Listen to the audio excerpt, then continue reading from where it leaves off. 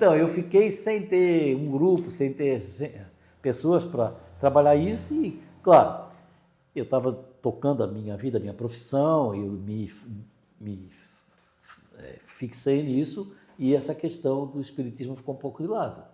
Mas chegou um momento, lá por volta de 1998, eu tive um processo emocional forte por causa de um processo, não é?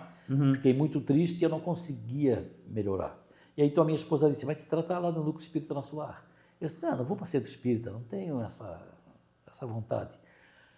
Fui falar com a terapeuta que me botou numa maca, fez lá umas misuras, ela disse, tu vais te tratar lá no Núcleo Espírita Nosso Lar. Eu disse, tá, até tu também?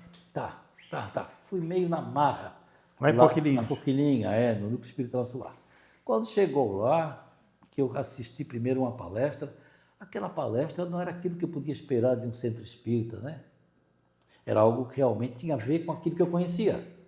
E aí eu fiquei empolgado com a história, entrei, passei por uma triagem e me colocaram numa maca lá dentro de um salão grande, que tinha um Cristo no fundo, e ali naquela maca eu fiquei de olhos fechados, com uma venda por cima, e eu comecei a ver algumas coisas que saíam dali dentro num facho de luz que iam para cima e que saíam dali dentro, que me lembrou da nossa história lá em cima, no Morro de Águas Mornas. Era uma coisa mais ou menos assim, eram aqueles fachos de luz. Como eu falei, tinham uns fachos, as coisas que traziam as pessoas, né? Não sei exatamente explicar se era... Deixa eu só voltar lá para me entender um pouquinho, Felipe. Quando você chegava lá nesse lugar em Águas Mornas, o senhor não via as pessoas, via só os fachos de luz? Eu só via as pessoas vivas, eu não via nada. Eu sabia de tudo pela descrição dos 5, 6 videntes que tinham em volta da mesa. A gente escrevia tudo. Eu sabia e acreditava que tudo era realmente assim. Então ali eu vi as coisas que eram tiradas das pessoas, eram colocadas naquela esteira rolante, vamos dizer assim, luminosa, que levavam para fora. Eu disse, isso eu conheço, isso era, no meu tempo de trabalho era mais ou menos assim. E aí de repente eu saí do corpo e fui para a rua, ali na Forquilinha. E eu vi o centro de fora, e eu vi que no centro, ali onde eu estava, tinha uma torre alta, cara, e tinha um farol que girava assim, como se fosse num show de rock, assim, passava aquela luz assim, ali em frente o núcleo tem uma planície imensa, e aquilo era uma tonelada de espíritos, né? Então aquela luz passava e eu via os espíritos lá fora, assim. Me deu uma coisa, cara, quando eu vi o rosto, a expressão de súplica deles, eu fiquei tenso, né, emocionado e comecei a chorar. E aí voltei para o corpo, né? E comecei a chorar que nem guri pequeno, assim, alto. Fiz um escândalo dentro do centro. Aí vieram, me tiraram da maca, me agarraram até eu parar de tremer, me sacudir, e me botaram de lado. E aí eu disse, puxa vida, eu aí fazendo mau juízo dos centros espíritas, eu tinha uma certa pretensão contra, mas eu vou vir trabalhar nesse lugar. E aí decidi trabalhar no Núcleo Espírita Nosso Lar. E quando comecei a trabalhar, não foi na Forquilinha, foi no Ribeirão da Ilha, no Centro de Apoio ao Paciente com Câncer, né? Foi para lá que eu fui. CAPC. E aí tem uma coisa que eu preciso voltar atrás lá em Águas Mornas. Um dia nós estávamos na mesa, sentados, ali, começando o trabalho, e os espíritos estavam mexendo em nós. Uma das videntes disse, abriram a cabeça do Adilson, tiraram a tampa da cabeça dele e estão mexendo no cérebro dele. Eu fiquei assim meio tenso. Eles fazem processo de cura, deve estar curando alguma coisa aí, né? Tudo bem, passou. Na semana seguinte, olha, abriram a cabeça do Adilson de novo. Eu assim, para lá, vamos saber. Estou doido? Eu enlouqueci? O que está acontecendo aí? Ela, não, eles estão dizendo que estão se preparando para ser escritor e palestrante. Eu ri, porque para mim era impossível falar em público. Eu tinha pânico de microfone, eu não falava, eu ficava tenso, muito nervoso, né? E escrever o quê? Também não fazia a menor ideia. De maneira que eu acabei esquecendo isso. Mas quando eu entrei lá no CAPC, 3 meses depois, o presidente da instituição um dia me pega bota a mão no meu ombro e disse, eu queria que você fizesse uma palestra. Eu disse, de jeito nenhum. Ele insistiu. Não, porque o cara que faz a palestra hoje não veio, ele viajou e tal, e eu preciso de alguém, e tu vai lá falar. Eu resisti, mas acabei indo para o salão e falei durante 15 minutos, assim, ó, todo trepidando, né? Eu sei como é que é Apavorado. isso. Sei como é que é Sabe isso. como é que é? Sim, quando eu comecei. Acabou. Nossa. Quando acabou, eu disse para ele, graças a Deus, acabou. Agora tu me esquece. Ele disse, não, esquece não, semana que vem tu fala de novo, que o cara vai ficar 1 mês fora. Assim, meu Deus. Aí fiquei ali naquele horário falando, o nervosismo foi aliviando, e aí eu fiquei falando ali. Passado uns 2 anos, ele assim, agora quer que tu vai trabalhar lá na Forquilinha, fazer palestra lá para o público geral. Você está louco, rapaz? Aqui para paciente eu tenho uma certa facilidade porque eu vivi essa experiência de cura espiritual e eu manjo mais ou menos o que acontece aqui, né? Mas lá assim não. Eles tá bom, fui lá. Marcaram uma reunião para decidir quem que falava em tal dia e eu me candidatei para ser o cara que faz a abertura da palestra, não para falar. Fui fazer. Quando eu cheguei lá, nesse horário, quarta-feira às 2 da tarde, ele me disse, aqui a gente fala sobre Evangelho. Eu disse, estou ferrado, nunca li o Evangelho. Tá. Aí ele fez a primeira palestra e eu babei. Nossa, o cara era muito bom. Aí ele assim, tu estuda o 2º capítulo do Evangelho, que é sobre isso que eu vou falar na semana que vem, já vai ficar sabendo sobre o que eu vou falar. Eu, tá bom, eu estudei. Quando chegou lá, ele assim, eu faço a abertura e tu fala. Entrei, tive que falar. Ele assim, agora tu estuda o 3º capítulo, que é o da semana que vem, para ti também já saber o que vai saber. Tu vai fazer, o que vai rolar. Aí eu me preparei para fazer a palestra. E fiz uma palestra que eu tenho certeza foi muito boa. Tão boa que quando chegou na semana seguinte, que era o 4º capítulo, que eu também estudei, 10 minutos antes tocou o telefone, era ele. Adilson, eu estou com o carro na oficina, não vou poder fazer a palestra hoje, mas tu faz, né? Tu leste, tu estudaste o capítulo? Sim, fica tranquilo que eu fiz. Isso foi em 2001, mais ou menos. Até hoje ele não voltou. Ou seja, eu fiquei no horário fazendo as palestras sobre o Evangelho, do 1º ao 28º capítulo do Evangelho segundo o Espiritismo. Eu tive que estudar o Evangelho segundo o Espiritismo todo, né? Uma vez, não, chegou em setembro, acabou o 28, volta para o 1, tudo de novo, e foi indo, e foi indo. 3 anos depois, o núcleo tinha inaugurado aquele auditório novo, e eu estava subindo um dia para fazer a minha palestra ali, das 2 horas.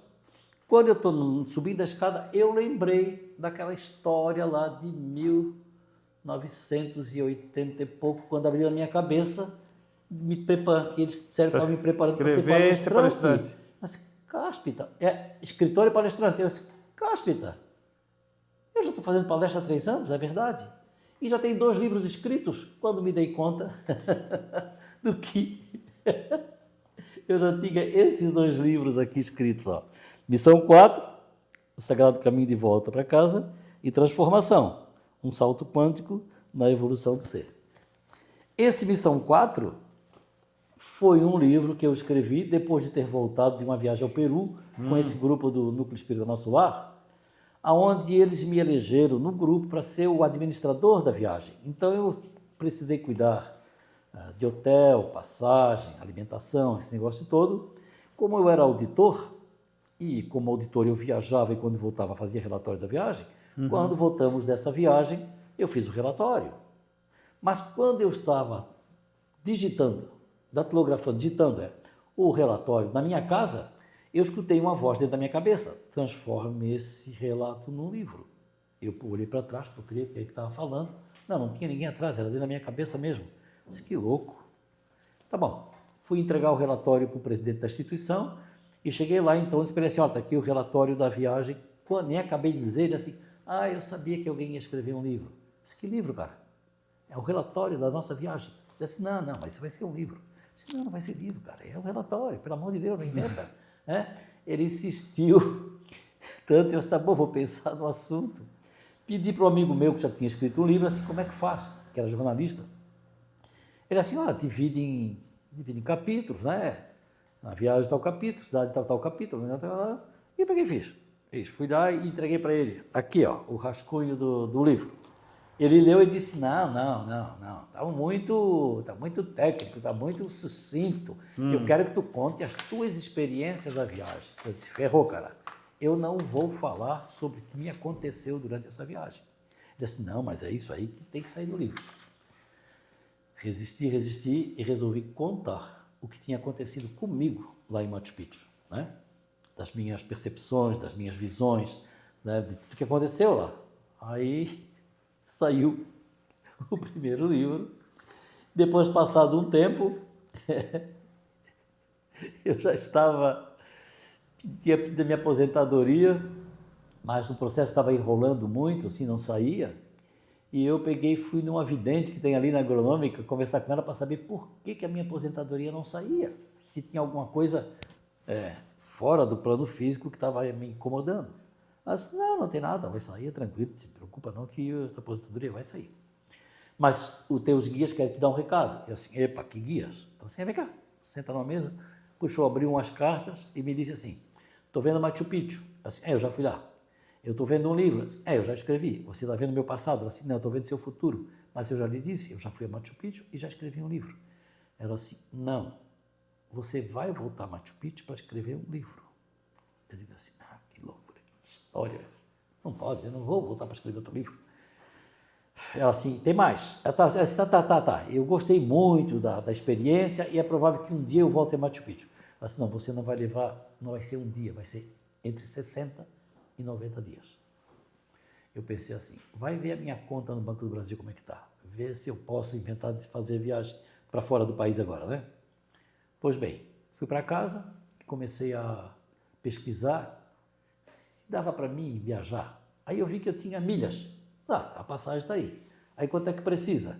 Para viajar, para o trem, tá, passagem, entrada, não sei o quê, mas uns $1.000. Eu disse, não tem $1.000 agora sobrando aí. Passados 2 dias, eu estou entrando no meu trabalho, uma moça me cerca na portaria e me diz assim, Adilson, eu quero fazer, eu tinha feito uma obra para ela, eu sou engenheiro civil, eu tinha feito a planta do apartamento dela, no tempo da construção, ela disse, Adilson, eu comprei a cobertura do meu prédio e eu quero mudar para lá, eu quero que tu faça a planta lá em cima, igual como tivesse aqui, porque o proprietário me permitiu levar a mobília, então se lá em cima tiver igual aqui, vai facilitar bastante. Ela assim, tem o seguinte, ele me deu 60 dias para fazer a mudança. Quanto é que tu vais me cobrar? Quando ela falou 60 dias, acendeu uma lâmpada, né? Quanto é que tu vais me cobrar? Eu disse, $1.000, tu me paga pelo projeto? Ela disse, pago. Tá bom, então daqui a 60 dias tu me dá isso em dólar, que eu vou precisar para fazer uma viagem. E aí eu ia para Machu Picchu em 60 dias, toquei a obra dela, tudo direitinho. Aí assim, o que eu vou fazer em Machu Picchu, meu Deus? Eu já disse tudo na primeira viagem, né? Aí fui consultar uma psicóloga que também é vidente, né? E ela me deu umas dicas. Não, Adilson, não te preocupa não, tu vai estar sempre acompanhado. Eu disse, guria, eu não sou vidente, como é que eu vou falar com o espírito se eu não vejo, né? Disse, não é espírito não, é gente mesmo encarnada que vai estar sempre ao teu lado te ajudando. Tu vais falar sobre a religiosidade do povo andino. Eu disse, mas eu não manjo disso. Xamanismo não é comigo, né? Eu sou cristão, eu manjo de evangelho, xamanismo não é comigo. Disse, não, relaxa, eu vou te dizer tudo. Vai ser assim, tu vais encontrar gente, me deu toda a dica do que ia acontecer. E eu fui para lá, sem saber nada, e no primeiro dia eu esbarro num cidadão dentro da primeira ruína que eu fui, e o cara se apresentou como sendo um guia de sítio, que conhecia a história do lugar pelos ancestrais e tal, né? Assim, essa é uma história diferente daquilo que os outros falam, né? E aí saiu o segundo livro, e depois, mais tarde, escrevi o terceiro, o quarto, o quinto, e no quinto, no sexto comecei e parei, porque nessa época, uns 5 anos atrás, eu inventei de criar um blog. E aí, no blog, ficou muito mais fácil de atingir pessoas, né? Mas eu não sabia o que ia acontecer. Eu criei o blog e joguei no ar. 1 mês depois, eu vi que o meu blog era lido no mundo todo. E eu fiquei surpreso, assim, meu Deus, como assim? Era lido no mundo todo. E aí eu me empolguei e botei lá, tem 170 textos no blog, né? E fui. Depois, mais tarde, com as minhas palestras gravadas, e depois no tempo da pandemia também, que eu fiz muita palestra em casa, eu criei um canal no YouTube, né, onde botei minhas palestras. Então, com essa história de botar palestra no YouTube e no blog, eu realmente deixei essa questão de escrever livros de lado, porque eu estou... E também, depois de algum tempo que eu já estava trabalhando no núcleo, começaram a me chamar para fazer palestra em outros lugares. Então, como eu faço palestra em muitos lugares, tem blog e tem... Então, tem muita informação já que eu passo, que não necessariamente precisa ser de livro, até porque hoje em dia as pessoas leem bem menos do que liam antigamente, né? Então, eu estou tranquilo que eu estou fazendo minhas palestras pela grande Florianópolis inteira, levando o evangelho em todos os lugares, fazendo meu trabalho que aquilo que os espíritos disseram para mim lá, na minha iniciação, eles disseram que a principal ferramenta minha ia ser a palavra, que eu ia curar através da palavra. Não entendi como podia ser isso, mas lá no Núcleo Espírita Nosso Lar, um dia um indivíduo me cercou na saída e me disse: eu vim assistir a sua palestra porque o meu pai me disse que se curou ouvindo a tua palestra. Eu disse: é? Nossa, então aquilo que me disseram tem sentido, né? Aquilo que eu falo, aquilo que eu digo nas palestras, mexe com as pessoas que acabam fazendo processos internos, né? de modificação, e com isso acabam se curando.